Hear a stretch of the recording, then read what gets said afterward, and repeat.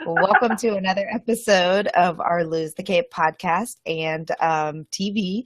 And I want to welcome you to Sarah Hosseini, who's a writer. And she describes herself as someone with a tendency to tell the absolute and sometimes hilarious and uncomfortable truth, which is always fun. She's been featured in Cosmopolitan, Good Housekeeping, Red Book, Huffington Post. So she's like the real deal, y'all. And she likes to write about sex and swearing, which is always fun. And those pretty much go crazy because they always do. Yeah. And she loves the F word, which I do too, but I have not allowed myself to go there on my site. So if you feel like saying it, we're not going to ban you from it. But I was going to ask you if how we were handling profanity, if I had to bleep my mouth out while I no, said something. profanity's okay. I don't have a problem with it. I curse like a sailor. But it's just one of those things that I have not done on the blog, but I don't have a problem with it. So Okay, we'll try to curb it a little bit. How's awesome. that? So we're going to talk about her book that she's writing about millennial motherhood and a bunch of other fun stuff. And I will be including the link to some of her posts, including one about hemorrhoids while pregnant, which raise your hand if you can identify with that. Yes, exactly. And one I definitely want to talk about is the night she gave her husband a free pass. So that ought to be interesting. Okay, so welcome, Sarah. Thanks for Thank you. joining us. Thank you so much for having me. Is there anything else you would like to add to your intro that I may have left out? How many kids? You got it pretty good. You nailed just about everything I've been up to recently. I have two kids, two girls, and they are, well, I just had a birthday party yesterday for my little one, so she's 5 and the older one's 6. They're pretty close in age. Wow. Yeah, Yeah. that's fun. But you do it all and get them all out at the same time, right? I feel like that's going to happen in the baby stage. It was really horrific. Not going to lie about that. Yeah. Now it's easier. It's like a sweet spot, actually. They wear the same size clothes. They like the same things. It's kind of like, here's your reward for what we put you through when you were babies. That's So, awesome. I'm finding that too. Now that mine are 9, 6, and 4, it feels so different than even a year ago. yeah, Even a year ago, yeah, this is a great time where at least 2 of them are semi-independent, and the third one, well, she's just the agreed. third The one. minute they can go and get their own cereal out of the cupboard, I'm like, okay, we've done it. We've made it. Exactly. This is awesome. So now, Yeah. was freelance writing something you did before motherhood, or is this something that came after? Freelance writing, well, I guess writing has always been a part of my life. I think when I was even in elementary school, I was extremely bookish, totally a nerd as a kid. I was one of those kids that wanted to like rattle off facts to whatever adult, was willing to listen to me. I was like that. So I've always loved reading dictionaries when I was a kid. Like I'm telling you, I was a Okay. dork. Yeah, I think I was reading like Emily Dickinson poetry a little before the tween years and like trying to dissect what she was saying and like knowing that it was like a little over my head, but it just like intrigued me. Anyway, I loved Sweet Valley High and The Oh, Babysitter's me too. Club. Oh, me too. American Girls, they even had that, when I was kind of reading. So anyway, I've always loved words, from the time I was in grade school. But the kind of quick projection that happened after high school was, I did very well in English all throughout those years. Math, not so much. In college, I took some English classes, but I wanted to be a doctor. I had this thing that I like wanted to be a doctor. I don't know. Somehow that felt really important that I wanted to like do this. But the only problem was I was failing all of my biology, chemistry, and physics classes. So That's generally a problem for pre-med students. yeah, so about a year and a half in, I was like, you know what? Maybe I should do this other thing that's like the writing and reading thing. So anyway, I did that, and then I got into TV right after I wanted to be a journalist after I got out of college. So that was my first kind of real writing gig. I was a producer for some local television stations.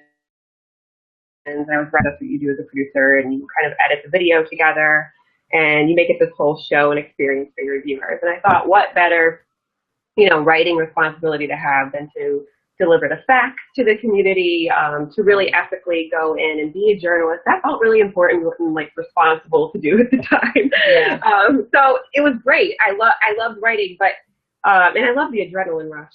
But it wears on you after a while, I think, is what kind of happened to me. So TV was really great for so many reasons. I learned a lot and grew a lot as a writer, especially with just having that responsibility of getting actual facts and being truthful 100% of the time. You're accountable to your viewers. So that was always something that I held, and that was something I learned at TV. But what I found out about myself after motherhood was I'm a huge introvert, and I didn't think I mean, like I should have had a clue, right? Like I loved reading as a kid. That's a solitary act. I should have known that I was like this huge introvert. Anyway, but I guess there wasn't like a label for it. Nobody was really talking about it until right. I feel like recently. The past few years, yeah. you know, like people are like, it's cool to be an introvert. So anyway, I started reading about it and I was like, it was like reading about yourself and having a moment like, that's me. I like people, but I like them, you know, very small doses. And some people like a few hours, you know, alone. I like 4 days. So that's me too.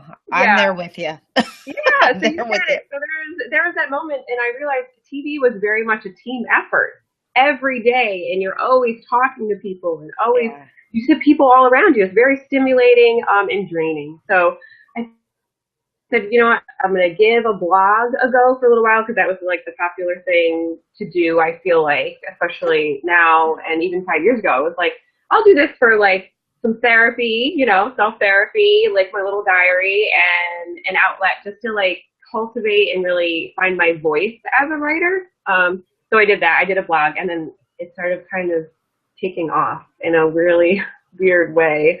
I started kind of submitting my work and people were liking it. Felt like, okay, here I am thinking the whole time I've been feeling a certain way about motherhood that seems unconventional, unpopular, sometimes too raw for people. And then these are these groups of people that are connecting. So that's kind of where it's morphed into now that, you know, I can write about some offbeat parenting kind of topics or, you know, I don't want to say I'm always contrarian, like to be contrarian, but it kind of ends up that way.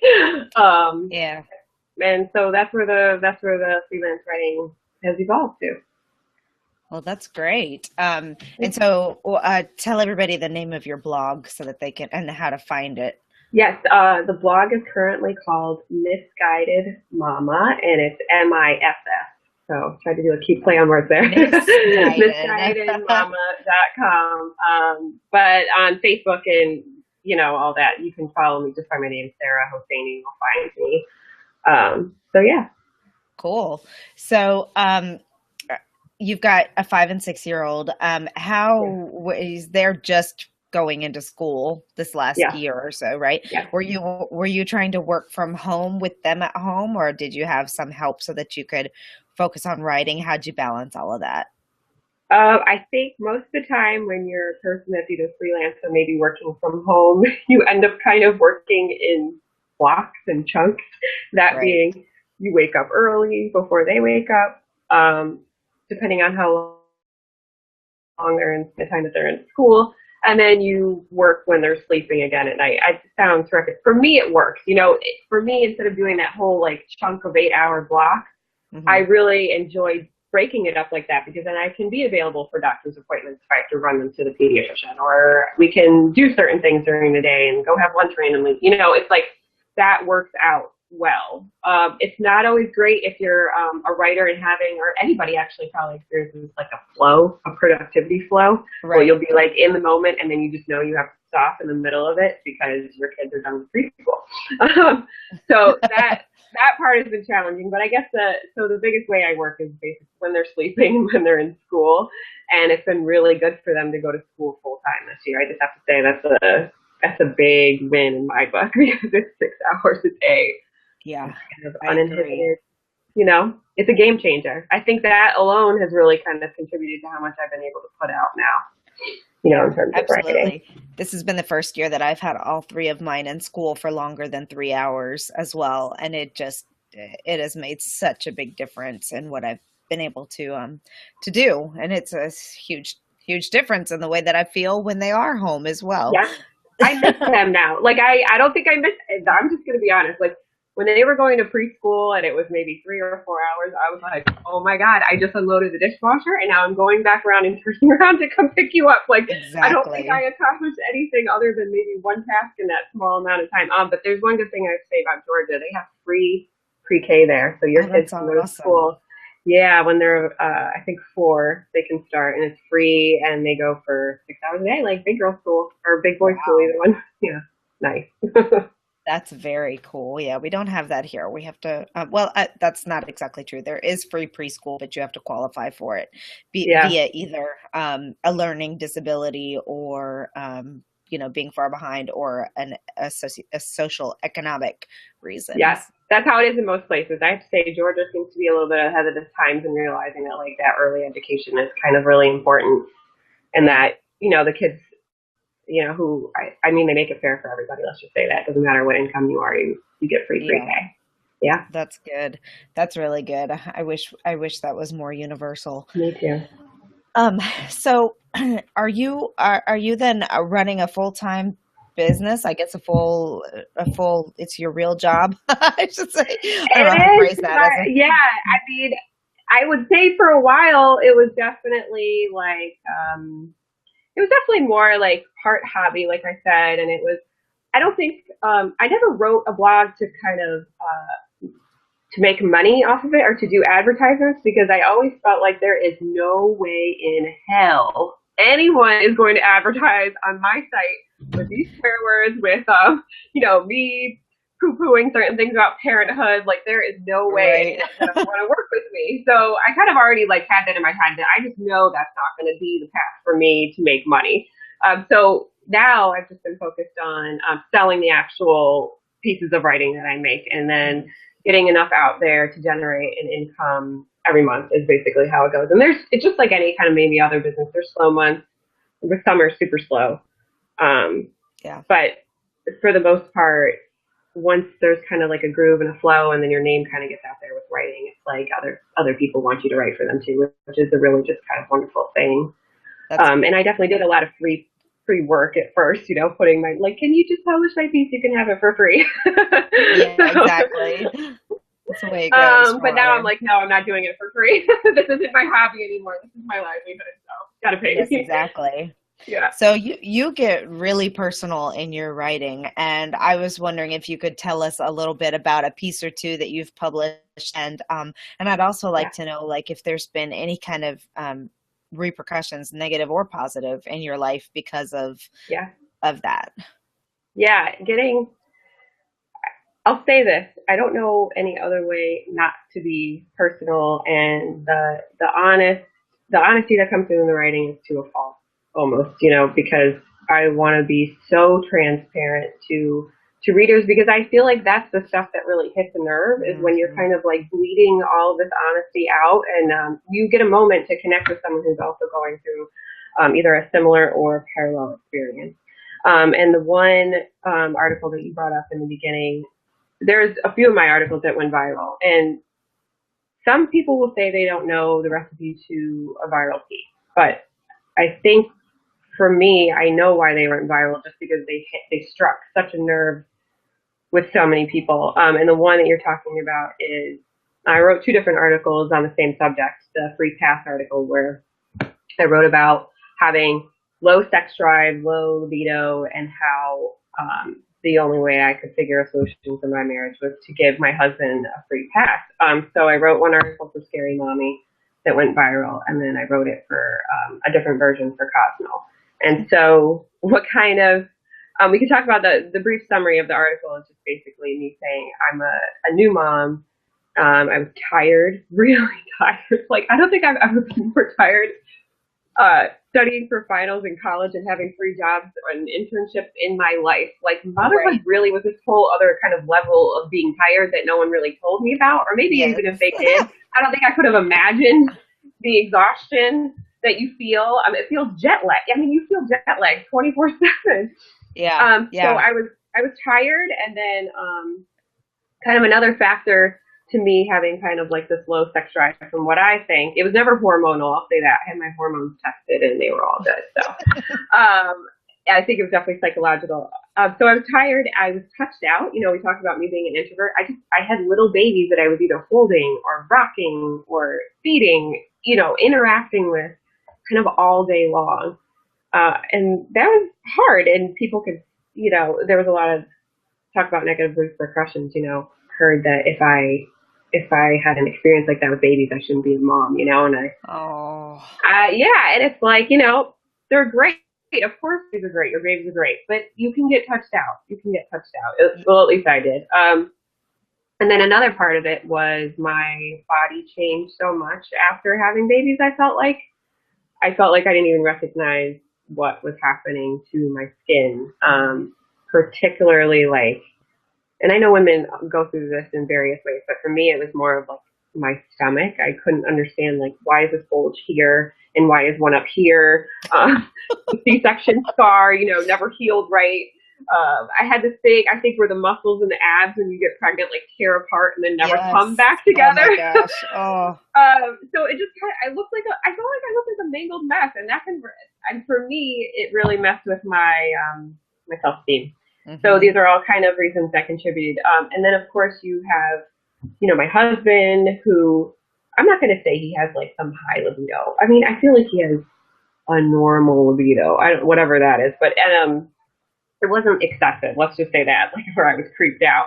It was just like more than, you know, more than you were prepared to deal with. Yeah, it was just more of like, we're not on the same level right now. You know, after having kids, I was way down, as if like maybe every few months I would have like a twinge of maybe I'll do this, but then most of the time I was tired and I was busy with work. I just cleaning, cooking, everyday stuff, and I don't know, like it just wasn't even on my radar. I don't know any other way to say it, but sex was just so not on my radar. So I wrote about it, and then I wrote about how it kind of came to a pinnacle point where it had been a couple years postpartum, and it's like my libido still didn't pick up, and I was getting all these messages, you know, from the world telling me I should just do it anyway, you know, I'll get in the mood or schedule it, and I was like, like I would have vomit. I can't.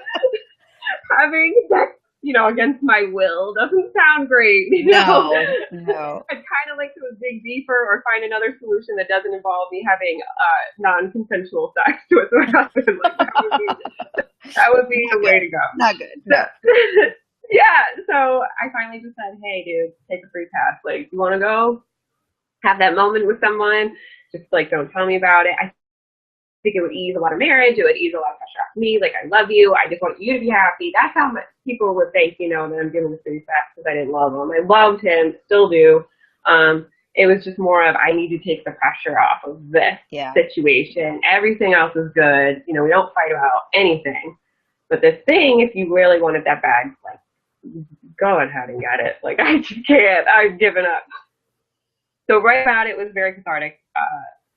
And also very negative because the commenters, you know, it was rough. I can only imagine the things people said in response. The internet freaked out. You know, I'm a bad wife. I'm a bad mother. I'm selfish. I'm not doing everything in my marriage that I could. And so anyway, this is just goes to show that, like, when people read about you or read about one essay, they're judging you off of one essay. You don't really know kind of all the things that you had already dealt with for years, and kind of how it killed me to offer a free pass. Like, it wasn't something like, oh, here's a free pass, have fun. You know, it was like a very thought out and scary moment, because if he had taken it, you know, that would have been a whole other relationship. Anyway, so it's negative in that aspect. But the other part about writing about it, which was great, is other women related a lot, which I think is why it went viral. So many women wrote me privately and said that they couldn't share the article on their social media page or whatever. They didn't want anybody to know that they were going through low libido and low sex drive. They felt shamed. They felt shamed by their husbands. And even some husbands had the reverse, you know, the opposite, saying that their wives were pressuring them, and after children, they didn't feel like their libido or sex drive was up there anymore. And they felt shamed and they felt bad, and that they were happy that someone just wrote about it. Yeah. Wow. So No, I totally get it. Like the Yeah, fatigue that you were describing. I mean, there's nothing like it. And by the end of the day, there's nothing left. There's there was nothing nothing left. left. I There's felt no, like my whole being was poured out and I had nothing left to give. yeah. You know, Well, I'm sure that I mean, I just know that it makes me feel like a more normal person to know that there's other people out there. Guilt starts piling up, and am I a bad wife? And yada yes, yada. So, yes. how does your husband feel about you writing about things like this? Because I'd love to write similar pieces, but my husband is super private, and he would freak out if I, Yes.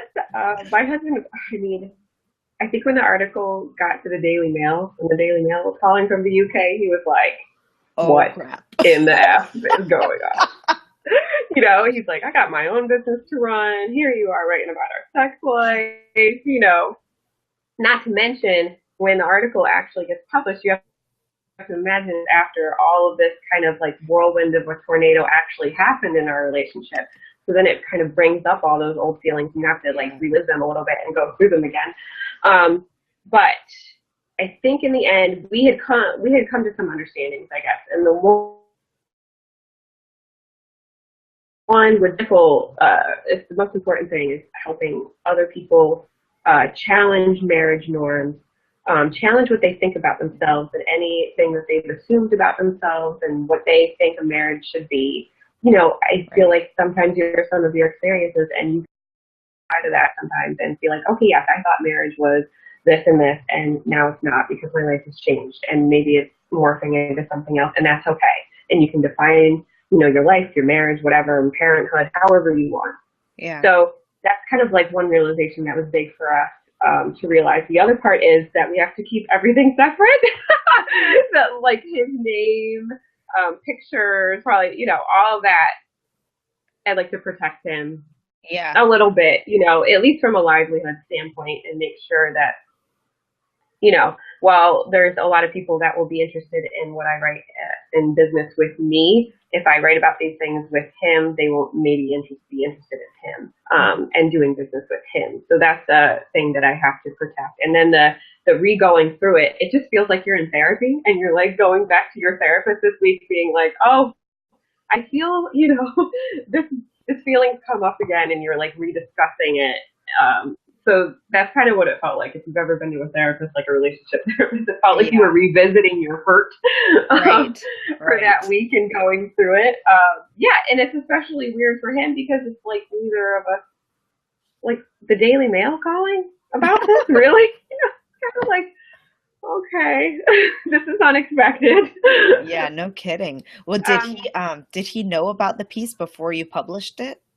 He did, yes. Okay, And that's that's the good. other thing. Yeah, we've been very, yeah, I'm always very honest about some of the pieces.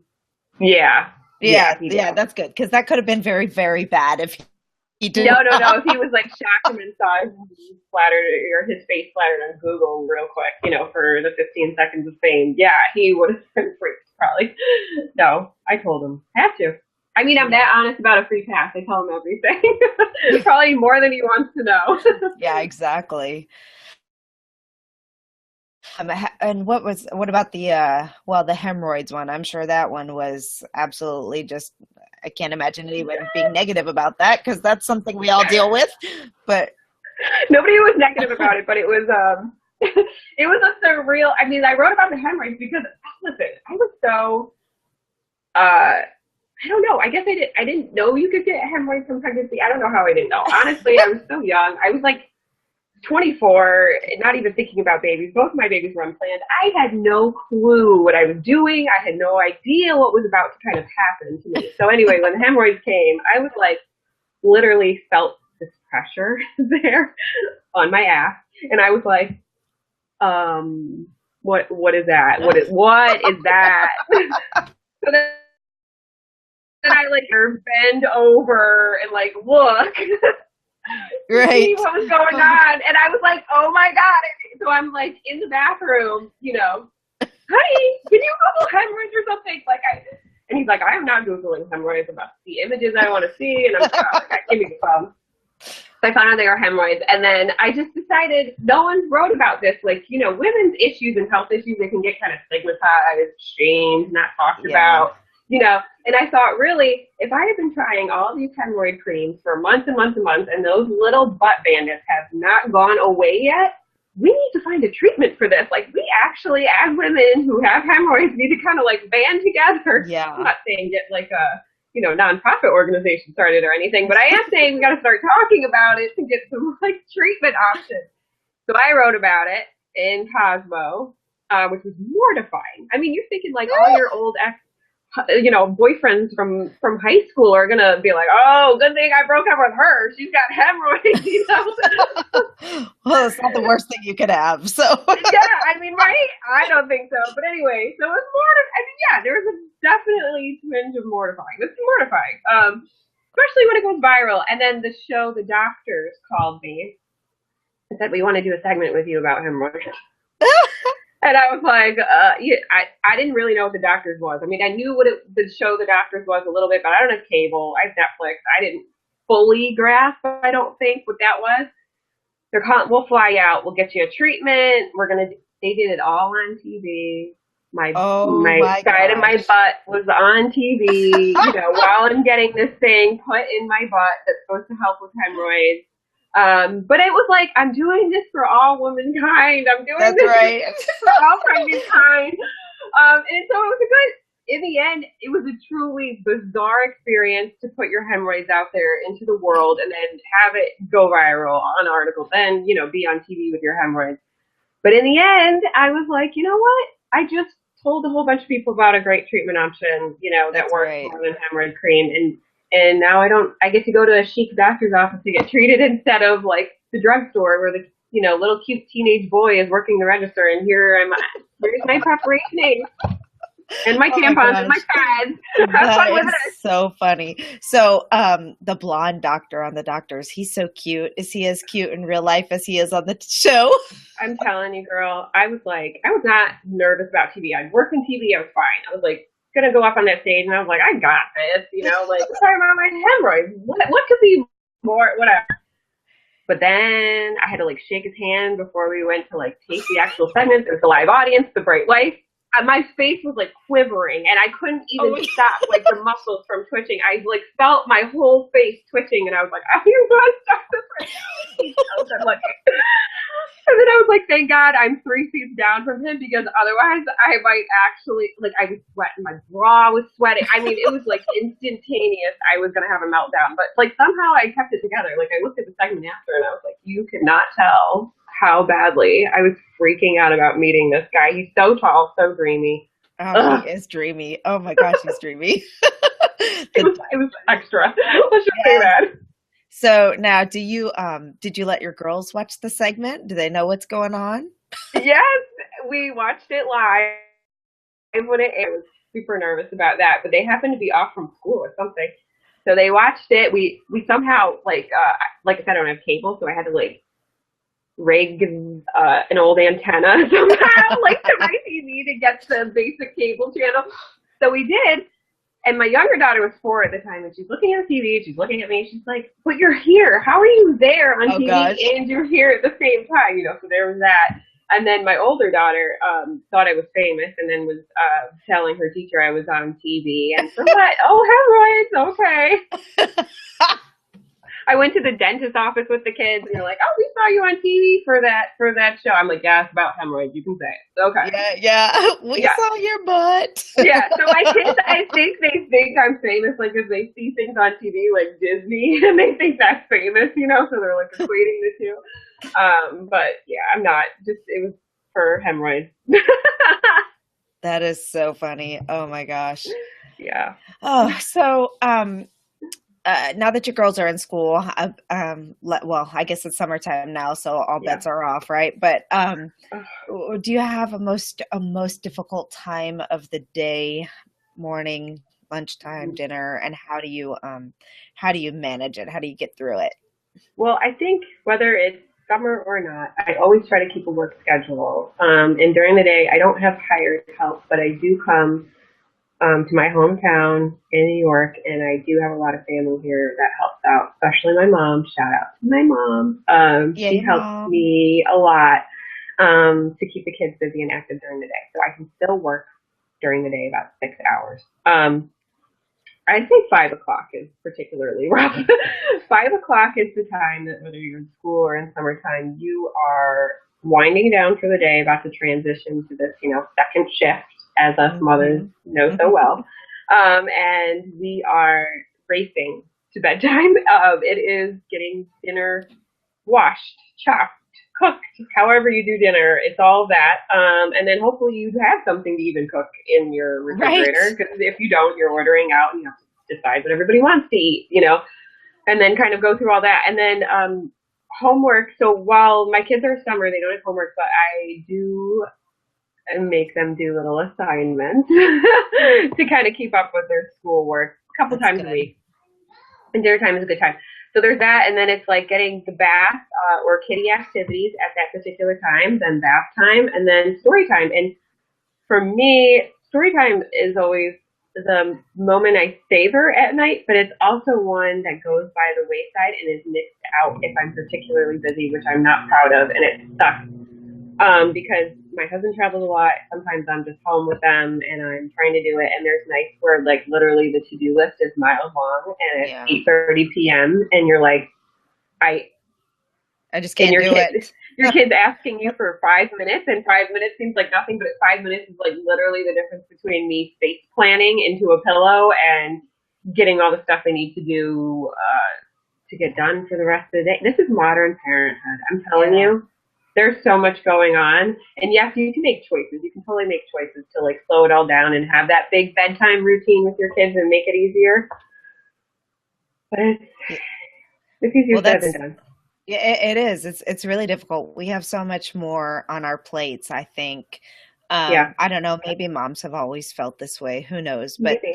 that's a perfect segue into talking about your book, though. Yeah. Oh, my book. So I have some chapters done. I'm super thrilled about that. The focus is on modern motherhood and actually millennial motherhood. I'm technically a millennial mom, which makes I think my experience with motherhood a little bit of a unique one, and it's undefined right now for the most part. We're all kind of trying to figure out what this motherhood thing means for us at this Mm, point in time. There are some definite characteristics of millennial motherhood. Social media has pretty much defined how we handle motherhood in a lot of ways. Like instead of grabbing the what to expect when you're expecting book, we're joining Facebook mommy groups mhm. while we're pregnant and asking questions about our pregnancy and putting them out to the world and kind of asking for validation and advice that way, which I Right. think is really different. And I think some moms maybe in the past would ask their moms how to do things, where now I don't ask my mom for advice. I mean, I'm sure she has great 20-year-old advice, that is old and antiquated and Right, great. right. Good for her. I'm happy to be alive. I'm glad she was able to keep me alive with some of the advice that she gave to like 80s moms. They don't But need the yeah, kind of boosters to ride around on the floorboards of the car. yes, At least that's how it was when I was a little kid. yes, yes, yes. This is what I'm saying. So like the sleeping on the back versus the belly. Oh, well, Right, you were on your belly. It's fine. right, And it's like, right. so anyway, we do that, and then the mini democracies that we kind of run in our homes are very unique to where Mm, maybe our kids haven't, or kids in the past haven't always been so encouraged to have these like big boisterous voices and speaking out, right, and then they're always given a choice, which millennial moms get made fun of for kind of giving their kids all these choices in the world and empowering them and stuff. It's right. made fun of, but anyway, so I have a group of essays that I kind of wrote that kind of just exemplifies modern millennial motherhood in the social media aspect, in the oversharing aspect, Hmm. taking videos and Instagramming and our kids and the privacy. It's, me ending up on TV about hemorrhoids. These are all very unique things to motherhood that never would have happened, kind of previously. And it's also a lot about millennial motherhood, I think, and this is probably the most important, just, yes, we've been called the selfie generation, but think the good thing about it is self love. Hmm. And I found that when you're a mom, at least in the beginning or even now, it's very hard to carve that out for yourself, that self love, Hmm. when you're bombarded by certain images or certain kind of romantic, uh, I remember just becoming a mom. I'll say this real quick. There was like always these pictures of moms romantically like breastfeeding their Right. babies. And I'm like, mine doesn't look like that. Like my boob is bigger than my kid's head, and I have to somehow hoist it up, hold it up with two hands, and hold this baby at the same time. Maybe a boppy pillow works, maybe it doesn't. Like this is the most messy, chaotic thing. Like how can these moms be in their cute little white nightgowns in this picture, lovingly looking at their baby? I'm like crying that I can't breastfeed my kid. This isn't work. So anyway, what Yep. I think is most important is just defining motherhood in our own new way, devoid of shame, devoid of judgment, and totally filled with a lot more self-love Yeah, than I maybe mothers agree. before us. I completely agree. Yeah, so I'm currently in the stage of looking for literary agents. Hopefully the project will be done within a year. That's Hopefully less awesome. than that. Very Yeah, exciting. Well, thanks. congratulations on that. And I know it'll be Thank you. very helpful. So, Thank you. speaking of self-love, what Yeah, is your favorite way to find me time in your busy day? me time. I don't know if it happens every day. I think it happens every week. More of like a Mm, cumulative effort. yeah. I'll say this first. Hair appointments, haircut, pedicures, even manicures, those are, to me, not me time. Those are maintenance. Those are things that need to They kind don't of count. occur. Yeah, going to the grocery store alone to shop for my family is not me time. Even if I'm doing it alone, it doesn't count. Right. If I'm working alone on an article at a coffee shop, that is not me time. That's called work. Yes. So defining what me time would be something that is completely, utterly enjoyable alone. And there's a few things that I like to do alone that I try to carve out. One is like being with nature somehow, either hiking or even taking a walk around my very manicured suburban kind of layout of a neighborhood. Just kind of making, I prefer to go hiking, but if I can't get away, I have to get outside in some way, shape, or form because that kind of re-energizes me and Mhm. really I enjoy it. I really enjoy being outside and stuff. I don't enjoy camping, but I do enjoy being outside in some capacity with fresh air, sunshine, even clouds. I'm fine with that. So that's one thing I try to carve out a few days a week to just get outside for an hour and do. And another me time thing, I love drinking. I like wine. Me, me too, girl. So Bring it on. I think that is up there for me time. It is, and whether it's done with friends, that's considered me time. I think as long as Yeah. if it's done with friends that your kids, or if it's done in solitary and you're reading a book with a glass of wine or watching a movie, Netflix and chill. Um, I'm trying to think some other. I think those are the main things that I enjoy doing alone. Traveling too, I try to get away and do alone, but not a lot because that can't happen so much with kids. But when it Right. does, it's pretty magical. Yes, I Yeah, agree. I completely agree. All right. Well, that has been a very fun 50 minutes. good. Wow, we talked for a long time. I'm so long-winded. No, it's all right. It was very enjoyable. So, Good. I I had a good I time. really appreciate you taking time out and enjoy your summer. Thank you. You too. Stay sane, summer moms. I will try. You too. More power to All us. right. Good chat. All right. Thanks.